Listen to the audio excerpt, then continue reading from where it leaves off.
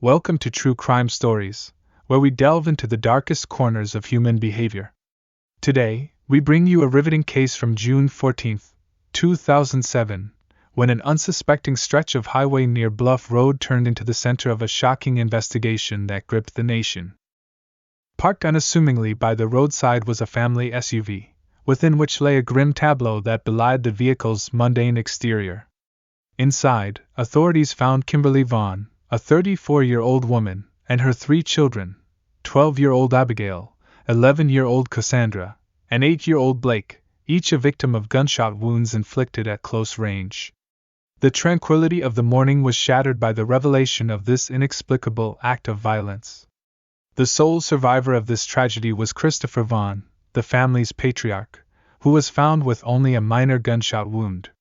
Discovered wandering along the highway, Vaughn's account of the events leading to his family's demise was both vague and perplexing. He claimed that the shootings were the result of an altercation involving his wife, Kimberly, who he suggested was responsible for the children's deaths before turning the gun on herself. However, Christopher's recollection was fragmented at best, marred by what he described as a sudden lapse in memory that obscured critical details of the incident. The initial investigation into the Vaughn family tragedy was fraught with more questions than answers. As authorities delved into the circumstances surrounding the deaths, Christopher Vaughn's narrative came under scrutiny. His lack of concrete information and the peculiar nature of his own injuries raised doubts about the veracity of his account. In the heart of St. Charles, Missouri, Kimberly Vaughn née Phillips was born into a life marked by comfort and opportunity. Her upbringing in a well-to-do family, alongside her twin sister Jennifer and another sister Elizabeth, was characterized by a strong emphasis on education and extracurricular engagement. Known for her sociability and vibrant personality, Kimberly navigated her early years with the ease of one who found joy in the company of others. Parallel to Kimberly's story was that of Christopher Vaughn, whose origins traced back to the neighboring city of St. Louis. Christopher's life painted a contrasting picture, one of modest means but rich in familial bonds. His affinity for soccer, the great outdoors, and the simple pleasures of family excursions painted the portrait of a young man deeply rooted in the values of kinship and adventure. The paths of Kimberly and Christopher converged in the early 1990s, sparking a romance that seemed to defy the reservations held by Kimberly's family. Concerns regarding Christopher's youth, his employment stability, and the socioeconomic disparities between their backgrounds were not enough to deter the couple. Their love story, fervent and unwavering, led to Kimberly's pregnancy and their subsequent marriage in the summer of 1994, marking the beginning of a shared life filled with aspirations and burgeoning responsibilities. The arrival of their children, Abigail, Cassandra, and Blake, ushered in a period of familial bliss. The Vaughns, now a family of 5, reveled in their shared moments, nurturing their children's talents and fostering a home environment brimming with love and creativity. Kimberly, transitioning into the role of a full-time homemaker, became an integral figure in the community, leading PTA meetings and scouting groups with a zeal that reflected her commitment to her family's well-being. However, beneath the surface of this idyllic family portrait were undercurrents of discontent. The family's relocation to Illinois, coupled with Christopher's frequent business travels, began to strain the marital bonds. Christopher's extramarital affair marked a turning point, unveiling a chasm of mistrust and resentment that would gradually erode the foundation of their marriage. Kimberly's ensuing health issues, manifested as anxiety, insomnia, and migraines, became silent testimonies to the internal turmoil that plagued her. As the Vaughn family narrative unfolds, the complexities of their lives come to the forefront, setting the stage for a deeper exploration into the events leading up to the tragic day of June 14th. The early hours of June 14th marked the beginning of what was intended to be a celebratory outing for the Vaughn family. With plans to visit an amusement park in Springfield, Illinois, in commemoration of their 13th wedding anniversary, the family's journey commenced with a sense of anticipation. The Vaughns, nestled within their SUV, embarked on the drive that would tragically end on a deserted stretch of highway near Bluff Road. The unfolding of events on this fateful day was pieced together through the fragmented account provided by Christopher Vaughn, the incident's sole survivor. According to his initial statement to law enforcement, the family's travel was abruptly interrupted when Kimberly, purportedly feeling unwell, requested the vehicle be pulled over. Christopher obliged, stopping the SUV by the roadside. He then exited the vehicle to inspect the roof rack, a moment that would precede the catastrophic unraveling of the family's narrative. The tranquility of the morning was shattered by the sound of a gunshot, an auditory marker of the chaos that ensued. Christopher's recollection of the subsequent events was marked by confusion and disarray. He described a rapid succession of gunshots, the sight of blood, and an overwhelming sense of shock that propelled him into a state of flight. His narrative was punctuated by a claimed lapse in memory, rendering him unable to provide a coherent chronology of the events that led to his family's demise. In the aftermath, Christopher Vaughn was discovered by a passerby, wandering the highway with a gunshot wound to his leg.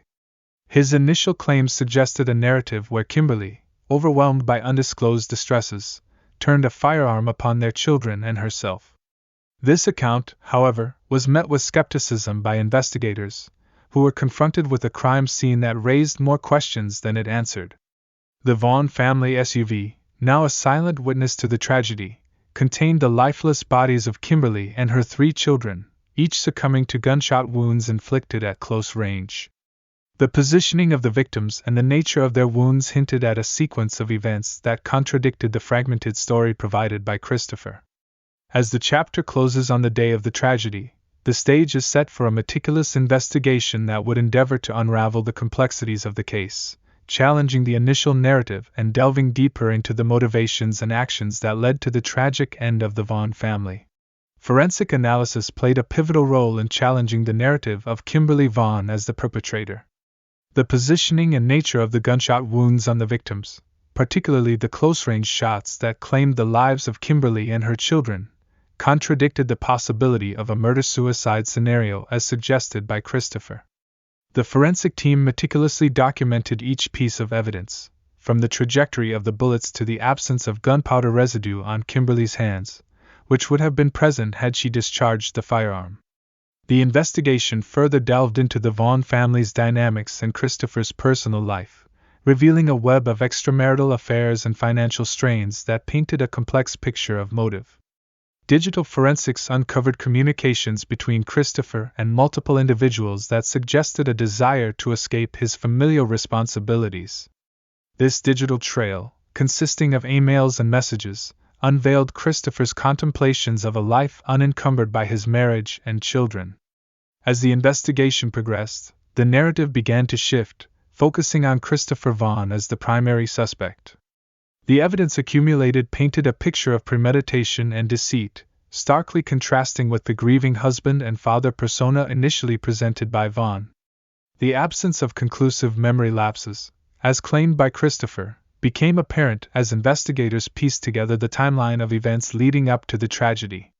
The culmination of the investigation phase was marked by a critical reevaluation of the crime scene. The SUV, once a symbol of family outings, was now scrutinized for every bloodstain, bullet casing, and forensic detail that could shed light on the true sequence of events. The placement of the victims, the distribution of the gunshot wounds, and the bloodstain patterns were meticulously analyzed, further eroding the credibility of Christopher's account. The evidence amassed not only challenged the initial perceptions of the case but also set the stage for a trial that would seek to hold the perpetrator accountable. The quest for justice for Kimberly and her children was far from over, as the focus shifted from the crime scene to the courtroom, where the facts and evidence would be presented in the pursuit of the truth. As the courtroom proceedings commenced, the prosecution presented a compelling narrative, grounded in the forensic evidence that contradicted Christopher's account of the events. Key to their argument was the analysis of the gunshot wounds, which forensic experts testified could not support the theory of Kimberly orchestrating the shootings. The absence of gunpowder residue on her hands, coupled with the close-range nature of the shots inflicted upon her and the children, pointed towards a different perpetrator. Further undermining Christopher's defense were the digital footprints he left behind. Emails and messages painted a portrait of a man seeking an escape from his familial obligations, engaging in extramarital affairs, and expressing desires that conflicted with his role as a husband and father. These communications, presented by the prosecution, suggested a motive rooted in Christopher's dissatisfaction with his life and his relationships. The defense, faced with the daunting task of countering the weight of the evidence, attempted to cast doubt on the prosecution's narrative. They highlighted the lack of direct eyewitness testimony and pointed to potential alternative explanations for the digital evidence. However, the overwhelming forensic evidence and the consistency of the prosecution's narrative posed significant challenges to their efforts. In a trial marked by meticulous examination of evidence and expert testimony, the jury was tasked with piecing together the fragments of the tragedy to render a verdict. After careful deliberation, Christopher Vaughn was found guilty on all counts of murder, a decision that resonated with the gravity of the evidence presented. The verdict brought a somber conclusion to a case that had gripped the nation, offering a semblance of justice for Kimberly, Abigail, Cassandra, and Blake. The sentencing of Christopher Vaughn to 4 consecutive life terms without the possibility of parole underscored the severity of his crimes. In the aftermath of the trial, the community, the families involved, and all who had followed the case were left to grapple with the incomprehensible loss and the unsettling knowledge of the betrayal that led to the tragedy. As this chapter, and the narrative of the Vaughn family case, draws to a close, the legal resolution offers a conclusion to the proceedings but leaves lingering questions about the motives and mindsets that culminate in such unfathomable acts. The story of the Vaughn family serves as a somber reminder of the complexities and depths of human relationships, and the potential for darkness that resides within. We invite you all to reflect on this case, share your views, and continue the conversation on the complexities of justice and family. If you found this true crime story insightful, please support us by liking this video, sharing your thoughts in the comments, and subscribing to the True Crime Stories channel for more analyses of compelling legal cases. Thank you for your engagement and for contributing to a broader understanding of these critical issues through your participation.